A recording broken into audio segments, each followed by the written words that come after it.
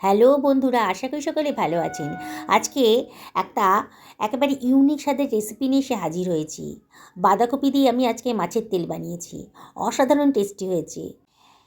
বাঁধাকপি দিয়ে তো অনেক রেসিপি আপনারা খেয়েছেন, মাছের তেল দিয়েও অনেক রেসিপি খেয়েছেন। আজকে বাঁধাকপি দিয়ে মাছের তেল বানিয়ে খান। এত স্বাদ না বন্ধুরা, এই রেসিপিটা একবার যদি খান তাহলে বারে বারে আপনাদের এরম করেই বানিয়ে খেতে ইচ্ছে করবে। একেবারে নতুন ধরনের রেসিপি। আমি মাছের তেলটাকে জল দিয়ে ভালো করে ধুয়ে নিচ্ছি। 2 থেকে 3 বার ভালো করে পরিষ্কার করে ধুয়ে নেব। ভেতরে অনেক নোংরা থাকে, এগুলো খেতে ভালো লাগে না। এগুলো আমি ভালো করে জল দিয়ে ধুয়ে নিচ্ছি।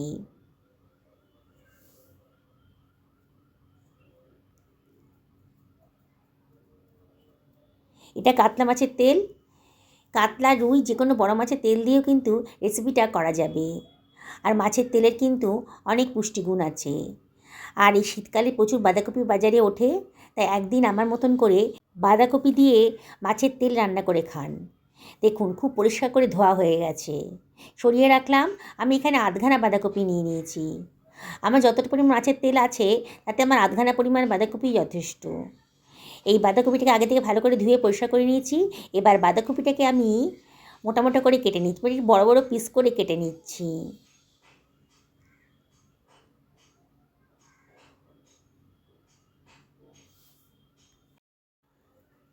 দেখুন কত কিরম করে আমি পিসগুলো করে নিচ্ছি।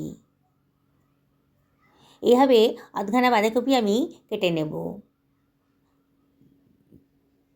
আপনারা কী পরিমাণ মাছের তেল নিয়েছেন সেই অনুযায়ী বাঁধাকপিটা নেবেন, তাহলে কিন্তু টেস্টি হবে।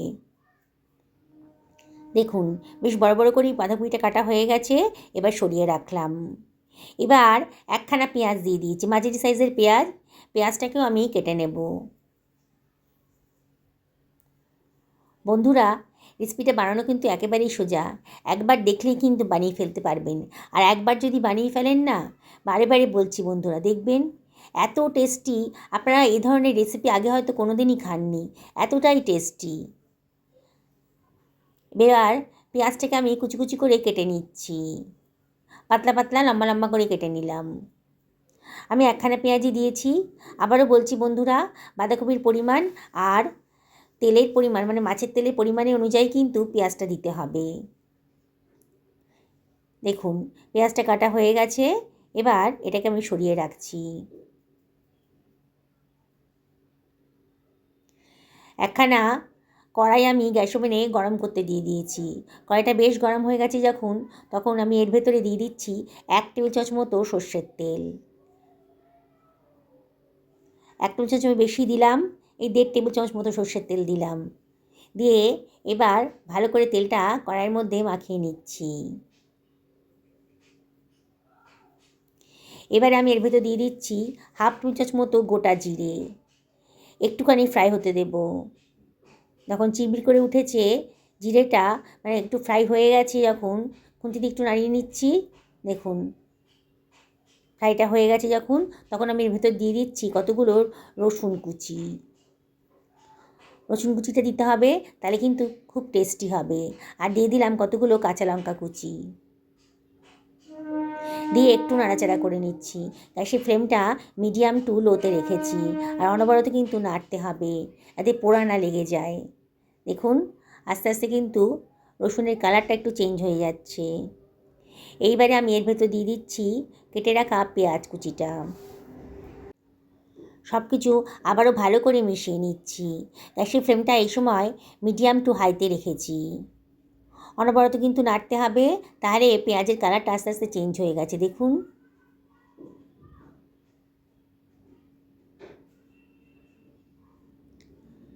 পেঁয়াজটা কালারটা বেশ চেঞ্জ হয়ে গেছে। এবারে 1 টেবিল চামচ মতো লবণ এর ভেতরে দিয়ে দিলাম। আর দিয়ে দিচ্ছি 1/2 টেবিল চামচ মতন হলুদের গুঁড়ো। আর 1/2 টেবিল চামচ মতো লঙ্কার গুঁড়ো এর ভেতর দিয়ে দিচ্ছি। 1/2 টেবিল চামচ কমই দিলাম, 1/4 টেবিল চামচ মতো দিয়েছি। অবশ্যই লঙ্কাটা নিজেদের পছন্দ মতো দেবেন। কে কীরকম ঝাল পছন্দ করেন সেই অনুযায়ী দেবেন। আমি একটু অল্পই দিলাম লঙ্কাটা। আর কাঁচা লঙ্কা দিয়েছি, তাতে বেশ ঝাল ঝাল হবে। এবার সব কিছু ভালো করে মিশিয়ে নিচ্ছি, একটু ফ্রাই হতে দেব। এবার আমি দিয়ে দিচ্ছি একটা টমেটোকে কুচি করে কেটে রেখেছিলাম, দিয়ে দিলাম। দিয়ে সব কিছু ভালো করে মিশিয়ে নিচ্ছি।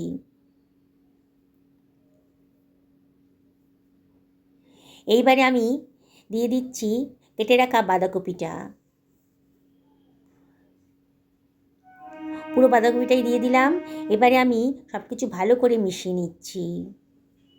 বন্ধুরা, রেসিপিটা এতটাই টেস্টি না, এক থালা গরম ভাত কিন্তু এটা দিয়ে খাওয়া হয়ে যাবে, আর অন্য কোনো পদের দরকার হবে না।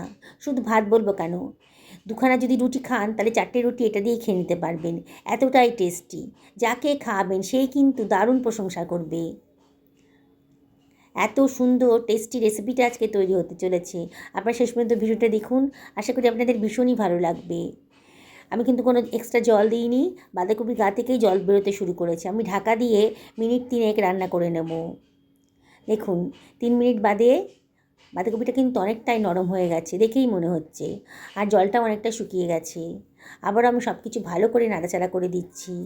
এবার সাইড করে একটু জায়গা করে নিচ্ছি কড়াইয়ের ভেতর। দেখুন কীভাবে করছি।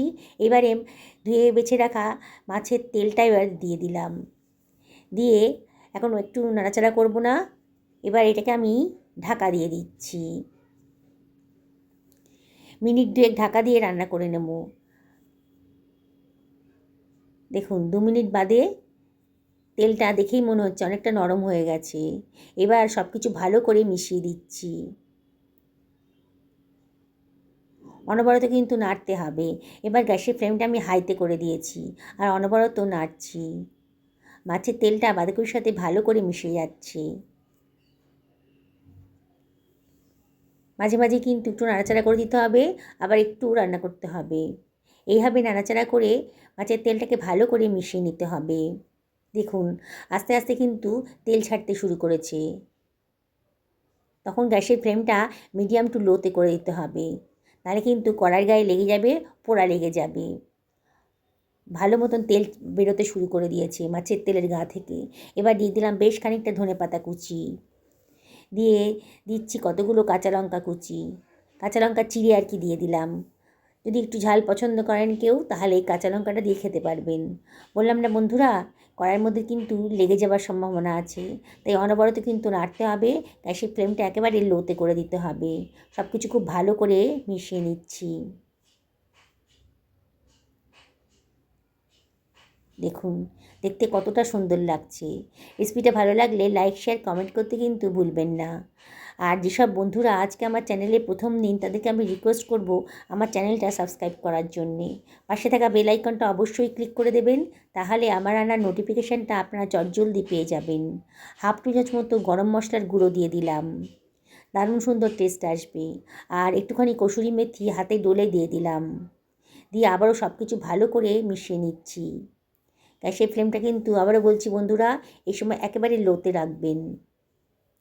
দেখুন কত সুন্দর টেস্টি রেসিপিটা তৈরি হয়ে গেছে। আবারও ঢাকা দিয়ে মিনিট খানেক লো ফ্লেমে রান্না করে নেব। মিনিট খানেক বাদে দেখুন এত টেস্টি না, একবার যদি খান বন্ধুরা। এখন তো বাজারে প্রচুর বাঁধাকপি উঠেছে, তাই আপনাদেরকে রিকোয়েস্ট করব একদিন আমার মতন করে এভাবে বানিয়ে খান। অবশ্যই কমেন্ট করবেন আমাকে কীরকম লাগলো। একেবারে নতুন ধরনের রেসিপি, আগে হয়তো এরম ধরনের রেসিপি কোনো দিনই খাননি। যাকে খাবেন সেই কিন্তু দারুণ প্রশংসা করবে। আপনার কাছে জানতে চাইবেন যে কি করে বানিয়েছেন এত সুন্দর টেস্টি বাঁধাকপির রেসিপিটা। দেখুন বন্ধুরা, আমি একটা সার্ভিং প্লেটে এটা সার্ভ করে দিচ্ছি।